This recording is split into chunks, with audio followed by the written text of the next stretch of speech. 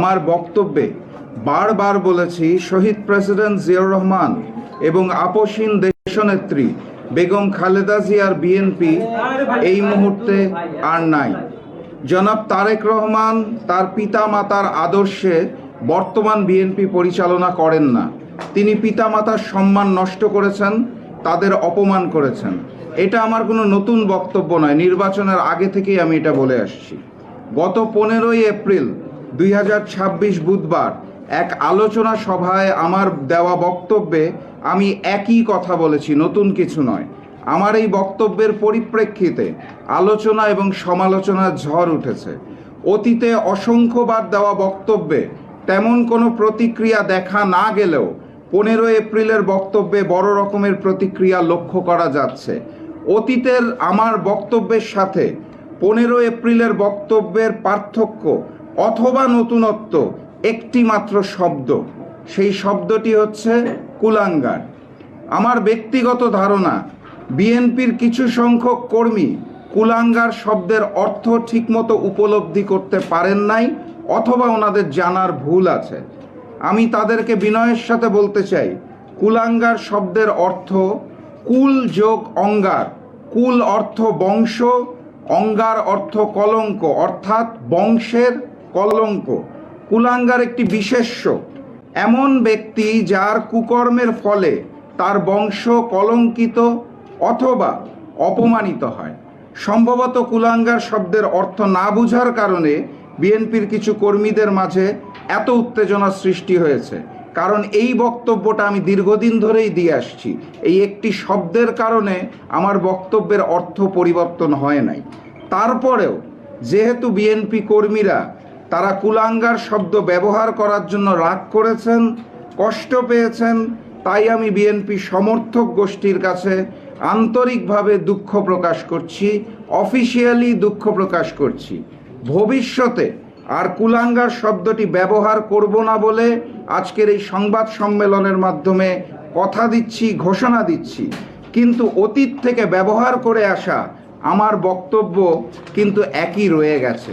আমি এই শব্দটা যেহেতু আপনারা মন খারাপ করছেন আর ব্যবহার করব না। আমি মনে প্রাণে বিশ্বাস করি তারেক রহমানের নেতৃত্বাধীন বিএনপি শহীদ প্রেসিডেন্ট জিয়াউর রহমান ও দেশনেত্রী বেগম খালেদা জিয়ার আদর্শের বিএনপি নয়, যেটা তিনি নির্বাচনের পরে জুলাইয়ের সাথে বেইমানি করে, দেশের 70% মানুষের গণভোটের হার সাথে বেইমানি করে অলরেডি প্রমাণ করেছেন। সম্মানিত সাংবাদিকবৃন্দ, আমার এই বক্তব্যের পরিপ্রেক্ষিতে দেশের বিভিন্ন অঞ্চলে বিএনপি সমর্থক গোষ্ঠী প্রতিবাদ করেছে, মিছিল করেছে, মিটিং করেছে, আমার কুশপুত্তলিকা দাহসহ নানাবিধ কর্মসূচি পালন করেছেন। সেটা করার সম্পূর্ণ গণতান্ত্রিক অধিকার তাদের রয়েছে। আমি সরকারপন্থী নেতাকর্মীদের আমার পক্ষ থেকে সাধুবাদ জানাই। কিন্তু গতকাল শুক্রবার সকালে আমার বাসভবনের সামনে সরকারপন্থী ও বিএনপি সমর্থক গোষ্ঠী যেভাবে বাসভবনকে অবরুদ্ধ করে মব সৃষ্টি করেছে, সেটা হতবাক করার মতো। জুলাই গণ অভ্যুত্থানের সময় আওয়ামী সন্ত্রাসীরা পঞ্চগড় জেলায় জাকপা কার্যালয়ে হামলা ও ভাঙচুর করেছিল।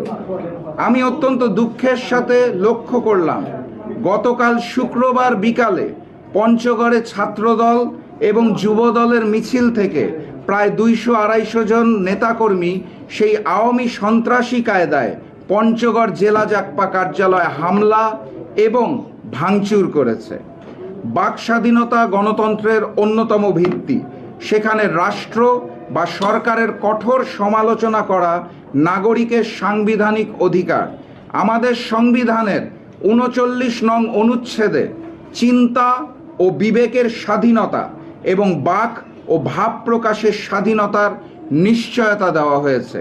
আপনারা জানেন, সংসদে সংবিধান নিয়ে অনেক আলাপ আলোচনা ইদানিং করা হয়। সেই সংবিধানের 39 নং অনুচ্ছেদটা আপনাদের বিনয়ের সাথে স্মরণ করিয়ে দিতে চাই। আমি বিশ্বাস করি জনগণের প্রাপ্য অধিকারের জন্য কথা বলা আমার দায়িত্ব। সেই কাজটি করার জন্য ফ্যাসিস্ট হাসিনার সময় আমি চুপ ছিলাম না, এখনো চুপ থাকতে পারছি না। রাষ্ট্র পরিচালনার দায়িত্ব চেয়ে জনগণকে যে অঙ্গীকারগুলো দেওয়া হয়েছিল, সেই অঙ্গীকারগুলো পালন করাটা সরকারের জন্য আবশ্যক এবং গণতান্ত্রিক দেশে বিরোধী দল হিসেবে যে কোনো ব্যত্যয় হলে তা মনে করিয়ে দেওয়াটাই আমার কাজ, আমাদের কাজ।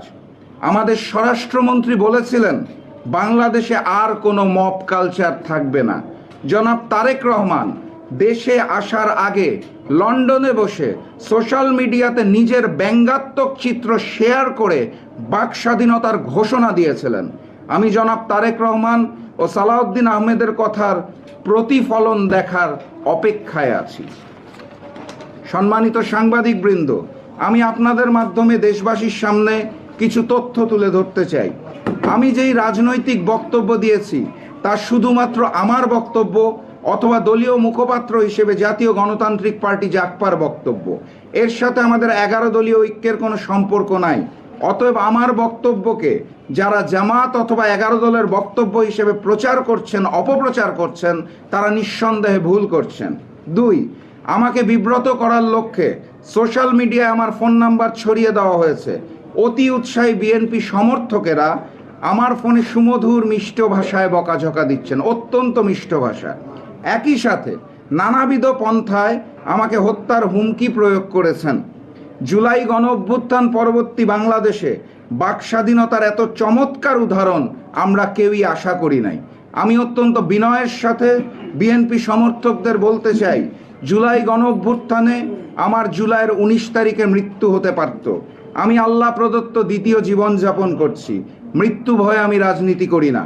মহান রাব্বুল আলামিন যেদিন যে সময় আমার মৃত্যু নির্ধারণ করেছে তার 1 সেকেন্ড আগে অথবা 1 সেকেন্ড পরে আমার মৃত্যু হবে না। 3 নম্বর পয়েন্ট, রাজনীতির সাথে সংযুক্ত না থাকার পরেও শুধুমাত্র আমার সহধর্মিণী হওয়ার অপরাধে সোশ্যাল মিডিয়ায় আমার সহধর্মিণীর ফোন নাম্বার ছড়িয়ে দেওয়া হয়েছে। আমার বক্তব্যের পরিপ্রেক্ষিতে আমার পরিবারের মানুষকে হেনস্থা করা হচ্ছে, যা একটি গোষ্ঠীর রুচিবোধকে প্রশ্নবিদ্ধ করে। 4 নাম্বার, আমার বিরুদ্ধে প্রতিবাদ করতে যে আমার মরহুম দাদা পাকিস্তান আমলের স্পিকার মুসলিম লীগ নেতা গমিরুদ্দিন প্রধানকে রাজাকার বলা হচ্ছে, অথচ বিগত আওয়ামী লীগ, বিএনপি সহ কোনো সরকারের আমলে গমিরুদ্দিন প্রধানের নামে এই ধরনের অপবাদ কেউ কখনো দেয় নাই। নতুন বাংলাদেশে নতুন অপবাদ পাওয়া গেছে।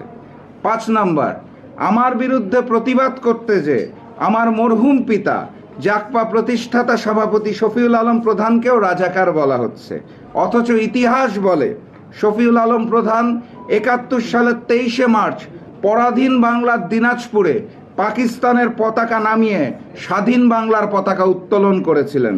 তিনি একজন বীর মুক্তিযোদ্ধা ছিলেন। একজন বীর মুক্তিযোদ্ধাকে এই নতুন বাংলাদেশে রাজাকার বানানোর এই মিথ্যা চক্রান্ত নিন্দনীয় কাজ।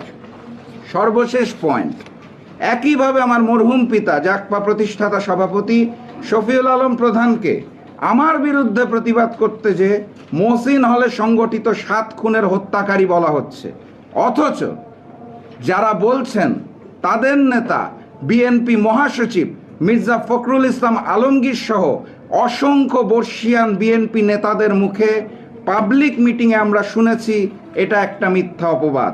তৎকালীন ক্ষমতাসীন আওয়ামী লীগের 64 জন দুর্নীতিবাজের নামের তালিকা প্রকাশের 1 সপ্তাহের মধ্যে 7 খুন সংগঠিত হয় এবং শফিউল আলম প্রধানকে আসামি করা হয় মুজিব সরকারের নির্দেশে।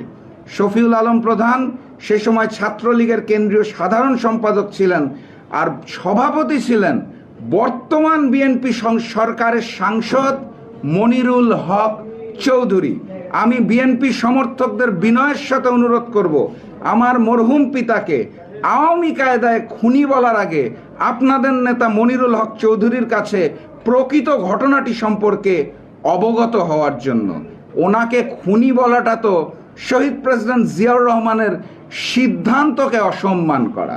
প্রিয় সাংবাদিকবৃন্দ, আমি আপনাদের মাধ্যমে বাংলাদেশের প্রতিটি নাগরিককে জুলাই গণ অভ্যুত্থান পরবর্তী বাংলাদেশের সুস্থ ধারার রাজনীতি সমর্থন করার আহ্বান জানাচ্ছি। প্রকৃত স্বাধীনতা, প্রকৃত সার্বভৌমত্ব, প্রকৃত গণতন্ত্র, প্রকৃত বাক স্বাধীনতা ও প্রকৃত মানবাধিকারের প্রত্যাশায় আমি আজকের মতো শেষ করছি।